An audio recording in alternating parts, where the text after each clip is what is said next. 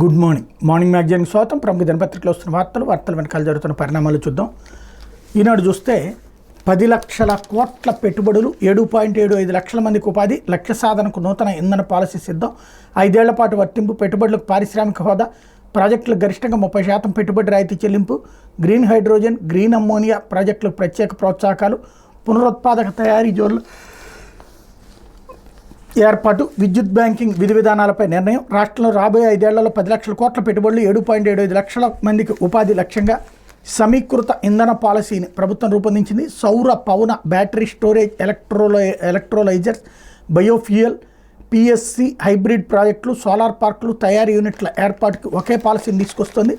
ఈ పాలసీ ద్వారా వచ్చే పెట్టుబడులకు పారిశ్రామిక హోదాను కల్పించబోతోంది. ప్రధానంగా గ్రీన్ ఎనర్జీ ప్రాజెక్టులను ప్రోత్సహించడం ద్వారా అంతర్జాతీయ పెట్టుబడుల లక్ష్యంగా ప్రభుత్వం పాలసీని రూపొందించింది. కొత్తగా అభివృద్ధి చెందుతున్న green hydrogen, green ammonia, electrolyser, manufacturing, biofuel, battery storage, PSP ప్రాజెక్టులను ప్రోత్సహించేలా ప్రస్తుతం రాయితీలను కొనసాగిస్తూనే కొత్తగా పెట్టుబడి రాయితీని ప్రభుత్వం ఇవ్వబోతోంది. రాష్ట్ర డిమాండ్లో పునరుత్పాదక విద్యుత్ వాటాను గణనీయంగా పెంచడం ద్వారా విద్యుత్ సేకరణ ఖర్చును తగ్గించే లక్ష్యంతో నూతన పాలసీని ప్రభుత్వం సిద్ధం చేసింది. క్లీన్ ఎనర్జీ ప్లాంట్ల ఏర్పాటే లక్ష్యంగా నిర్దేశించుకుంది. సర్క్యులర్ ఎకానమీని సులభతరం చేసేందుకు పెట్టుబడి అవకాశాలు సృష్టించడం, తద్వారా ఉపాధి అవకాశాలు పెంచడమే పాలసీ ప్రధాన లక్ష్యాలుగా పేర్కొందన్నటువంటి వార్తని హైలైట్ చేశారు. అయితే గిరిజన గ్రామాలకు మంచి రోజులు, పీఎం జన్ జాతీయ ఉన్నత్ గ్రామ్ అభియాన్తో అభివృద్ధి, పరిశుభ్రమైన తాగునీరు దొరకదు, రహదారి సౌకర్యం ఉండదు, పూరి గుడిసెలే వారి నివాసాలు, ఇలా ఎన్నో ఏళ్లుగా అసౌకర్యాలతో కొట్టుమిట్టాడుతున్న గిరిజన గ్రామాలకు మహర్దశ పట్టబోతుంది. దేశవ్యాప్తంగా కనీస సౌకర్యాలను గిరిజన రెవెన్యూ గ్రామాల అభివృద్ధికి కేంద్ర ప్రభుత్వం ప్రధానమంత్రి జన్ జాతీయ ఉన్నత్ గ్రామ్ అభియాన్ను త్వరలో అమల్లోకి తీసుకురాబోతుంది అన్నటువంటి వార్తని హైలైట్ చేశారు. లేకపోతే స్వతంత్ర శతాబ్ది ఉత్సవాల నాటికి సుసంపన్న భారత్, విదేశాల కన్నా మన దగ్గరే ప్రగతికి ఎక్కువ అవకాశాలు, అన్ని రాష్ట్రాలు మరిన్ని సంస్కరణలు తేవాలి, 2047 కల్లా దేశ ఆర్థిక వ్యవస్థ $55 ట్రిలియన్, ఉత్పత్తి రంగం పెరిగితే ఉపాధికి మార్గం పడుతుంది, తెలుగు రాష్ట్రాల అభివృద్ధికి ఎక్కువగా అవకాశాలు ఉన్నాయి, తలసరి ఆదాయం బాగుంది, యువశక్తి అందుబాటులో ఉంది, ఈ రాష్ట్రాలు లీడ్ తీసుకుని ముందుకెళ్తే దేశానికి ఉపయోగం, మౌలిక సదుపాయాల కల్పనపై దృష్టి నిలపాలి, ఐటీ పారిశ్రామిక రంగాలను ఆలంబనగా చేసుకోవాలి, అప్పుడు తెలంగాణ, ఏపీ $1-2 ట్రిలియన్ ఆర్థిక వ్యవస్థలుగా ఎదిగేందుకు అవకాశం ఉందంటూ ఈనాడు ఈటీవీ ముఖాముఖిలో IMF India ED Krishnamurthy Subramanian స్టేట్మెంట్ని హైలైట్ చేశారు ఇంటర్వ్యూని. లేకపోతే లెబనాన్పై ఆగని ఇజ్రాయెల్ దాడులు, హిజ్బుల్లా మరో సీనియర్ నేత నబిల్ కౌక్ హతం, సైదాలో 24 మంది మృతి, యెమెన్లోని హౌతీలపైన బాంబుల వర్షం, సిరియాలో అమెరికా దూకుడు, 37 మంది ఉగ్రవాదులను చంపామని ప్రకటన. అధినేత హసన్ నస్రల్లా హత్య నుంచి తేరుకోకముందు లెబనాన్ తీవ్రవాద గ్రూప్ హిజ్బుల్లాకి మరో ఎదురు దెబ్బ తగిలింది. ఆదివారం బీరూట్పై ఇజ్రాయెల్ జరిపిన వైమానిక దాడులు ఆ గ్రూప్కి చెందిన కీలక నేత నబిల్ కౌక్ హతమయ్యారు. Nabil Hezbollah central council deputy హెడ్గా ఉన్నారు. 1995 నుంచి 2010 వరకు సౌత్ లెబనాన్లోని హిజ్బుల్లా సైనిక కమాండర్గా పనిచేశారు. 2006లో ఇజ్రాయెల్తో జరిగిన యుద్ధంలోనూ పాల్గొన్నారు. 2020లో అతడిపై అమెరికా ఆంక్షలు విధించింది. నకిల్ హత్యను హెజ్బుల్లా ధృవీకరించలేదు. నస్రల్లా సహాయదు హోదాల్లో ఉన్నటువంటి 20 మందికి పై హెజ్బుల్లా నేతలు ఇప్పటివరకు చంపినట్టు ఇజ్రాయెల్ సైన్యం IDF ప్రకటించింది అన్నటువంటి వార్తని హైలైట్ చేశారు.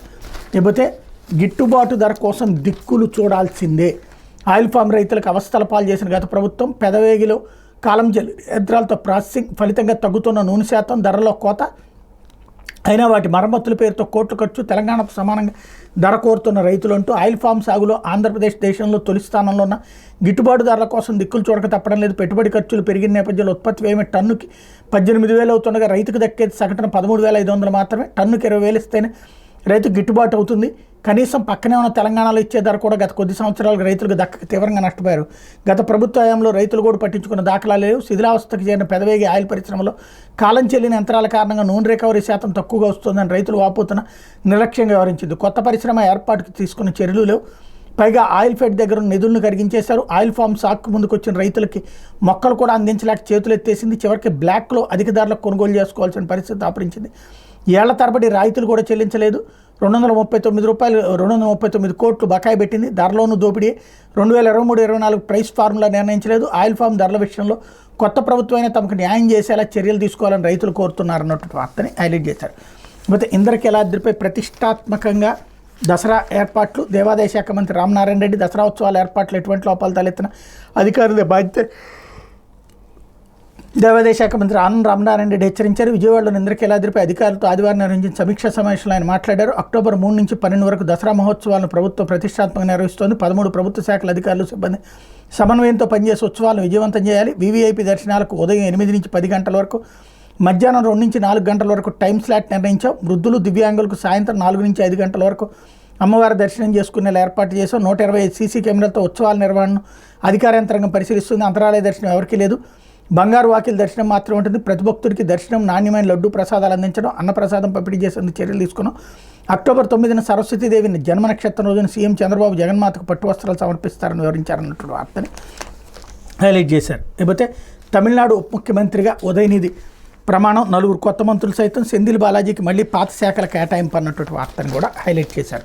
లేకపోతే సాక్షి, బాబు చారిత్రక తప్పిదం వల్లే జీవనాడి జీవోత్సవం, పోలవరంలో చంద్రబాబు నిర్వాహకాలను మరోసారి నిర్ధారించిన అంతర్జాతీయ నిపుణుల కమిటీ ఆగస్టు 12 తొలితిచ్చే నివేదికపై సందేహాలను నివృత్తి చేస్తూ తాజాగా మరోసారి నివేదిక.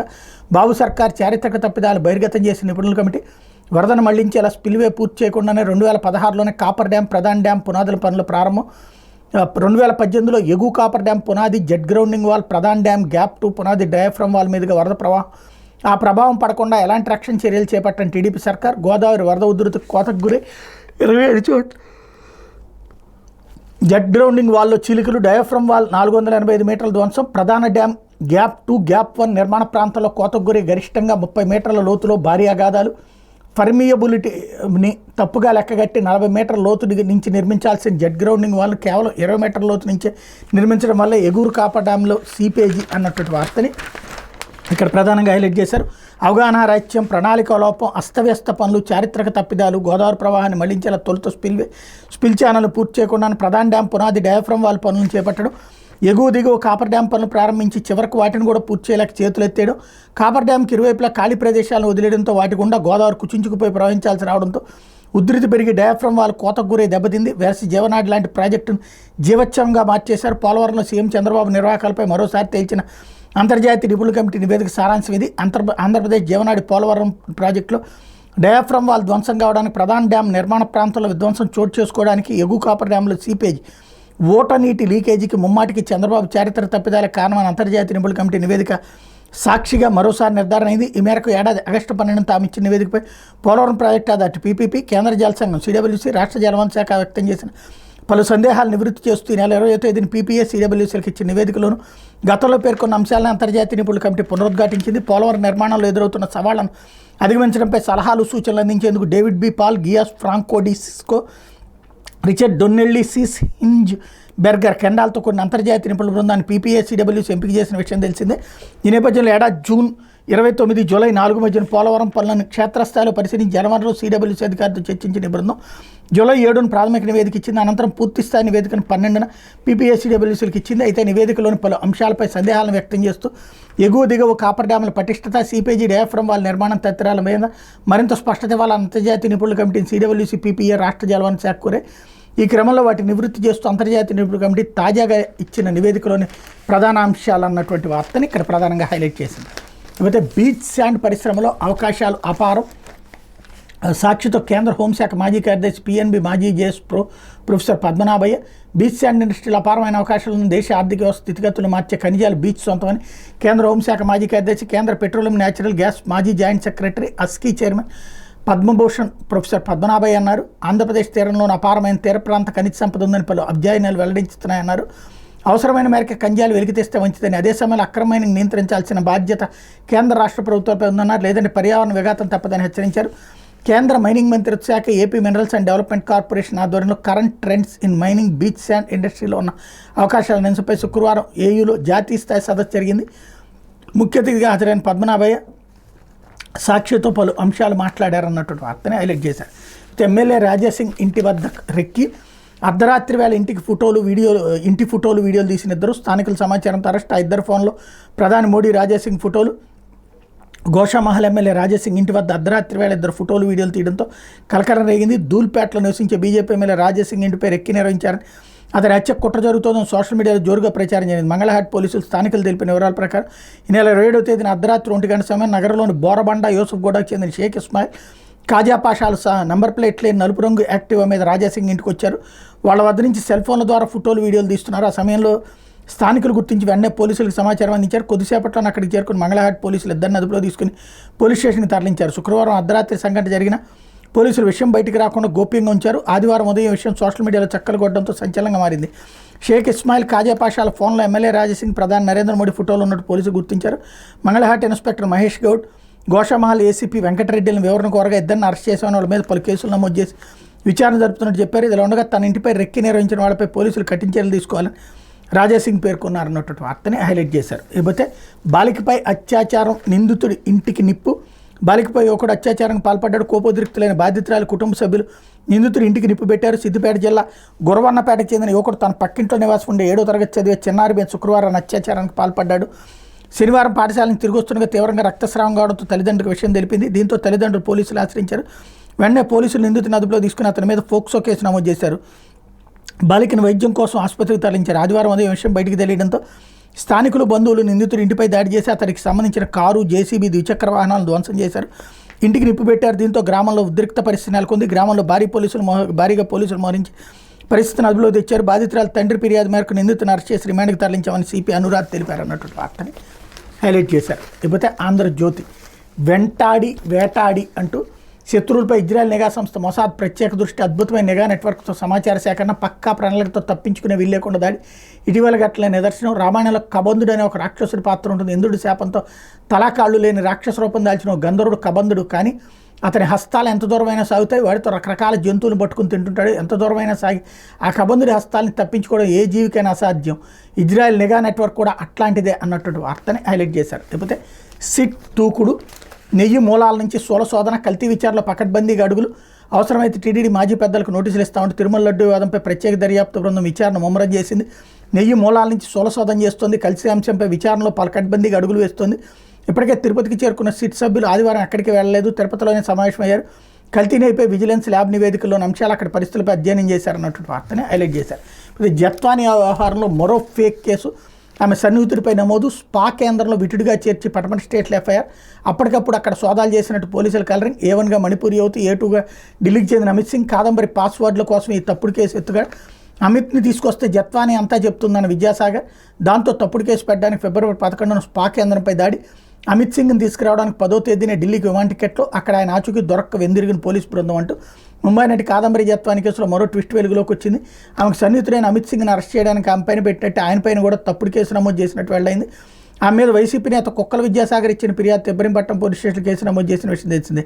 ఆమెను దోషిగా నిలబెట్టడం కోసం ఫోర్జరీ డాక్యుమెంట్లను సృష్టించారు. ఇప్పుడు ఈ కేసు దర్యాప్తు జరుగుతుండగా నాడు పోలీసులు నమోదు చేసిన మరో తప్పుడు కేసు వివరాలు తెలిసినాయి. ఈ కేసు నమోదుకి పోలీసు అధికారులు విజయవాడ పటమట పోలీస్ స్టేషన్ ఎంచుకున్నారు. జత్వానిని ఫిబ్రవరి 3న ముంబై నుంచి తీసుకొచ్చిన తర్వాత 4వ తేదీన విజయవాడలో కోర్టులో హాజరుపరిచారు. న్యాయస్థానం రిమాండ్ విధించడంతో ఆమె తండ్రి నరేంద్ర కుమార్, తల్లి ఆశ జిల్లా జైలుకి వెళ్లారు. పోలీసులు వాళ్ళని 10వ తేదీన కస్టడీలోకి తీసుకున్నారు. 5 రోజుల పాటు కాదంబరిని విచారించారు. అరెస్ట్ సమయంలో ఆమెకు సంబంధించిన 5 యాపిల్ ఫోన్లను పోలీసులు స్వాధీనం చేసుకున్నారు. వాటిలో ఉన్న ఆధారాలను తుడిచేయడానికి పాస్వర్డ్లు చెప్పాలని ఆమెపై తీవ్రస్థాయిలో ఒత్తిడి తెచ్చారు. అయితే ఆమె వివరాలు వెల్లడించలేదు. ఎంత ఒత్తిడి చేసినా ఆమె పాస్వర్డ్లు చెప్పడం లేదన్న విషయాన్ని పోలీసులు విద్యాసాగర్కి చేరవేశారు.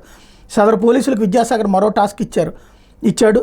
కాదంబరి జత్వానికి ఢిల్లీ చెందిన అమిత్ సింగ్ అనే వ్యక్తితో మంచి పరిచయాలు ఉన్నాయని, ఆయన తీసుకొస్తే ఆటోమేటిక్గా అన్ని వివరాలు చెప్తుందని సలహా ఇచ్చారు. అప్పటికే ఇబ్రహీంపట్నం స్టేషన్లో జత్వాని మీద కేసు నమోదుకు ఫోర్జరీ డాక్యుమెంట్ సృష్టించిన అధికారులు విద్యాసాగర్ ఇచ్చిన 2వ టాస్క్ విషయంలో వెనక ముందు ఆలోచించుకుంటూ రంగంలోకి దిగారు. ఢిల్లీలో అమిత్ సింగ్ని ఎలాంటి ఆధారం లేకుండా తీసుకొస్తే వివాదం రేగుతుందని భావించి మరో స్కెచ్ చేశారు. జత్వాని ఏడాది ఫిబ్రవరి 10 నుంచి 15 వరకు పోలీసు కస్టడీలో ఉన్నారు. పటమట పోలీసులు 11న బెజవాడ నారా చంద్రబాబు నాయుడు కాలనీలో ఒక స్పా కేంద్రంలో సోదాలు చేశారు. అక్కడ విచారణ జరుగుతుందంటూ మణిపూర్కి చెందిన కొందరు యువతుల మీద కేసు నమోదు చేశారు. అందులో స్పా సెంటర్ నిర్వాహకురాలు తమాంగ్ని A1గా చేర్చారు. విటుడిగా పేర్కొంటూ A2గా అమిత్ సింగ్ని ఇరికించారు. వాస్తవానికి ఆయన ఆ సమయానికి ఢిల్లీలో ఉన్నారు. ఇబ్రహీంపట్నం కేసును గోప్యంగా ఉంచిన పోలీసులు పటమట PS పరిధిలో జరిగిన స్పా కేంద్రం సోదాల విషయాన్ని మాత్రం మీడియాకు విడుదల చేశారు. జత్వాని కేసులో పోలీసు అధికారులు వేసిన తప్పటడుగుల్లో ఒకటి ముందుగా విమాన టికెట్లు బుక్ చేసుకోవడం. అదే తప్ప అమిత్ సింగ్ కేసులోనే వేశారు. ఆమె మీద ఇబ్రహీంపట్నం PSలో ఫిబ్రవరి 2న ఫిర్యాదు అంతే. ముంబై వెళ్ళడానికి 1వ తేదీన విమాన టికెట్లు కమిషనర్ కార్యాలయం నుంచి బుక్ చేశారు. స్పా కేంద్రంలో ఫిబ్రవరి 11న సోదాలు నిర్వహించి విచారణ జరుగుతున్నట్టుగా కలరింగ్ ఇచ్చిన పోలీసులు 10వ తేదీనే ఢిల్లీకి విమాన టికెట్లు బుక్ చేసుకోవడం గమనార్హం. వీటిని కమిషనర్ కార్యాలయం నుంచి బుక్ చేశారు. అమిత్ సింగ్ ఢిల్లీలో ఎక్కడ ఉంటారు? విద్యాసాగర్ ఇచ్చిన సమాచారం ప్రకారం పోలీసు బృందం విమానంలో అక్కడికి వెళ్ళింది. ఆయన ఆచూకీ దొరకపోవడంతో వెందిరిగి వచ్చింది. ఈ కేసు విషయంలో ఈసారి ఏ పోలీసు అధికారి మెడపై కత్తి వేలాడుతోందన్న చర్చ పోలీస్ శాఖలో మొదలైంది.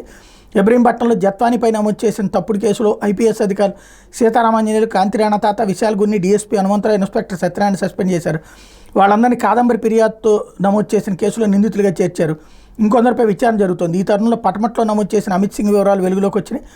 ఆ సమయంలో పటమట ఇన్స్పెక్టర్గా డిఎన్కే మోహన్ రెడ్డి ఉన్నారు. ఆయన ఆధ్వర్యంలోనే స్పా కేంద్రంపై దాడులు జరిగినాయి అన్నటువంటి వార్తని హైలైట్ చేశారు. లేకపోతే రోడ్లకి మహర్దశ అంటూ పంచాయతీరాజ్ రహదారులకు మోక్షం, వైసీపీ ప్రభుత్వంలో 5 ఏళ్ల పాటు ఛిద్రం, 10,000 కోట్లతో పనులు చేపట్టేందుకు ఏర్పాట్లు, ఉపాధి హామీ పథకం మెటీరియల్ నిధులతో గ్రామాల్లో సిమెంట్ల రోడ్ల నిర్మాణానికి చర్యలు, తొలుత వర్షాలకు పాడైన రోడ్లకు మరమ్మతులు అంటూ టోటల్గా 614 కోట్లతో రోడ్ల మరమ్మతులని ఒకవైపున, 10,000 కోట్లతో రోడ్ల మరమ్మతులని మరొక వైపున ఇది వేరువేరుగా జరగబోతున్నాయి అన్నటువంటి వార్తని ఇక్కడ హైలైట్ చేశారు. ఇకపోతే టీటీడీ చైర్మన్గా ఆర్యవయస్సులు అనర్హులు. టీటీడీ చైర్మన్ అంటే భక్తులకు విశేషంగా సేవలు అందించాలి, దీనికి తిరుమల తిరుపతి దేవాలయంలోనే ఎక్కువ సమయం గడపాలి, మా కులస్తులందరికీ వ్యాపారాలతో ముడిపడి ఉంటుంది, అది సాధ్యపడదు, అందుకే టీటీడీ చైర్మన్ పదవికి ఆర్యవయస్సులు అనర్హులని మాజీ రాజ్యసభ సభ్యుడు టీజీ వెంకటేష్ అభిప్రాయపడ్డారు. ఆయన ఆదివారం తిరుపతిలో మీడియాతో మాట్లాడారు. తమ వాళ్ళు తన పేరు చెప్పుకోవడంలో తప్పులేదని, అయినా తనకు అలాంటి కోరికలు లేవని, నామినేటెడ్ పోస్టులకు తాను అనర్హుడని తెలిపారు అన్నటువంటి వార్తని హైలైట్ చేశారు. ఇది యుద్ధన పత్రికలో వచ్చినటువంటి వార్తలు వెనకాల జరుగుతున్నటువంటి పరిణామాలు.